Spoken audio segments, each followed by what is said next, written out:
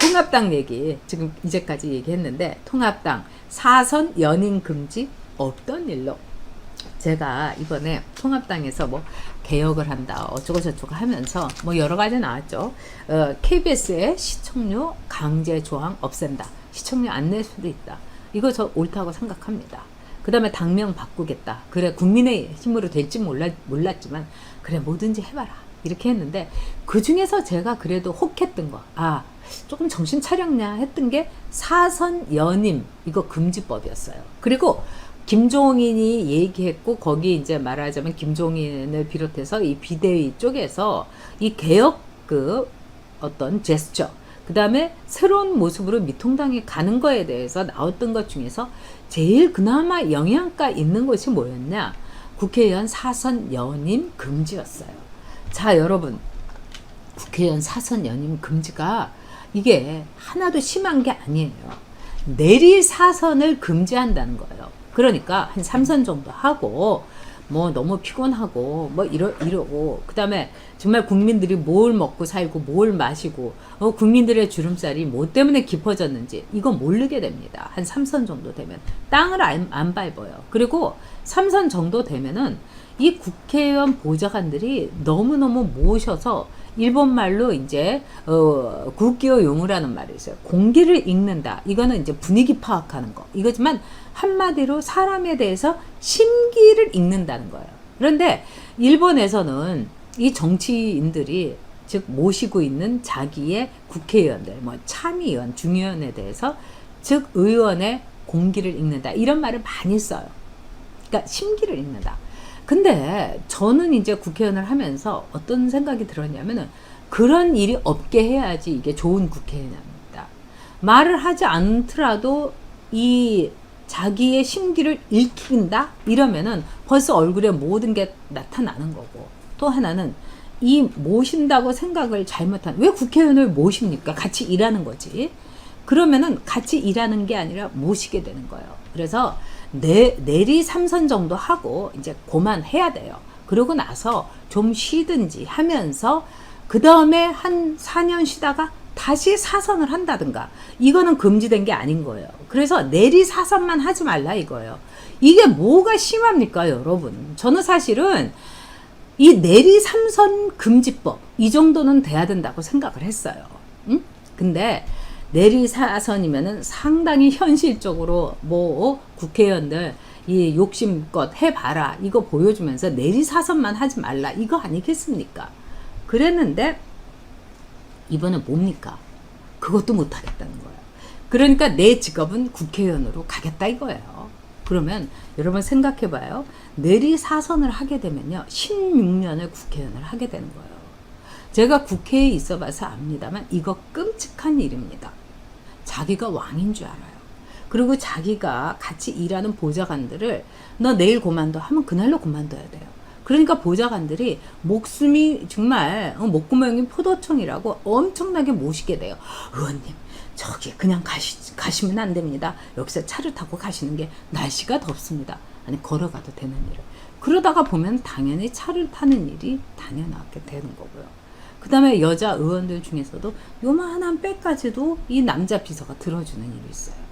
어떻게 보면은요, 남자 비서가 저는 그런 일 한 번도 안 시켰어요. 왜? 이 자존심 상할 것 같더라고요. 뭐 그래서 물론 이런 사각백이라든가 이런 서류 가방이라면 몰랐지만은 서류 가방도 저는 안 들게 했어요. 그런데 이 여자 핸드백을 또 이렇게 남자가 들고 있는 모습이 그렇게 좋지는 않잖아요. 저는 데이트하는 남녀 커플 가운데서도 여자친구 가방들 이렇게 들어주는, 핸드백 들어주고 핸드백 매는 뭐 이렇게, 제가 아들 가진 엄마여서 그런지 우리 아들이 혹시라도 데이트할 때 여자친구 가방 매주고 저는 그런 거 보고 싶지 않더라고요. 근데 어쨌든 그런 일은 조심해야 되는 거죠. 왜? 같이 일하는 방식구이고 정말 의원회관에서의 일하는 동지이지 나를 모시는 사람이 아닌 거예요. 근데 사선하게 되면 이렇게 됩니다. 그러면서 얘네들이 이 미통당에서 뭐라고 했느냐, 위헌 소지가 있다. 그리고 자유의사, 유권자들의 자유의사를 저해하는 매우 부적절한 거다. 이러면서 이거를 이제 없던 일로 물거품으로 만들었어요. 또 뭐라고 얘기했냐? 정치개혁이라는 게 이렇게 무슨 제한을 두고 4년 내리 금지하고 이러는 게 정치개혁이 아니다. 결국은 뭡니까? 내 밥그릇 끝까지 지키겠다는 거예요. 미통당 이래가지고 무슨 정권 교체를 하겠다고 합니까? 그리고 개혁이라는 건 여러분 뭡니까? 개혁은 사람을 바꾸는 거예요. 어떤 나라든지 어떤 정치 세력이든지 정치 세력을 바꾸는 겁니다. 그러면 얼굴들, 너무 지나치게 오래 본 얼굴들, 그 다음에 권력에 너무 취해가지고 이게 할 일인지 해서는 안 될 일인지 사리 분간이 안 되는 사람들에게 자기 교육기간, 연수기간, 안식년을 줘야 돼요. 왜 대학 교수들도 7년마다 안식년 너무 좋아하잖아요. 국회의원들도요. 자, 3선 하고 나서 내리 4선 하지 말고 한 4년 동안의 안식년을 통해 가지고 버스 노선도 외우고 국회 도서관도 이용도 해보고 응? 지하철 노선 또 지하철 출구 이런 것도 다 외우고 이렇게 만들어야 되는 거예요. 왜? 우리 보통 대한민국 국민의 삶이 그런 거 아니겠습니까?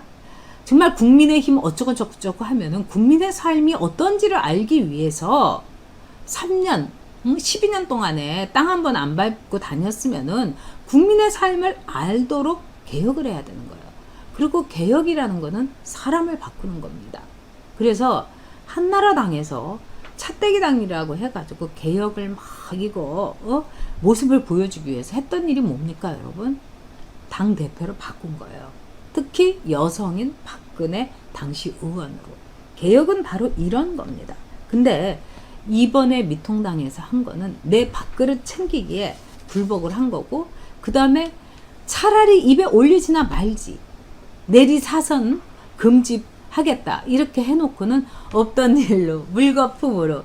우리는 밥그릇에 충실한 당이에요. 국회의원이 우리 직업이 되고요. 이왕이면 내 아들한테도 물려주면 좋겠어요. 이렇게 된 거 아니겠습니까? 부끄러운 일입니다. 하기는 김종인이란 사람 자체가 비례대표만 4번인가 5번을 한 사람이에요.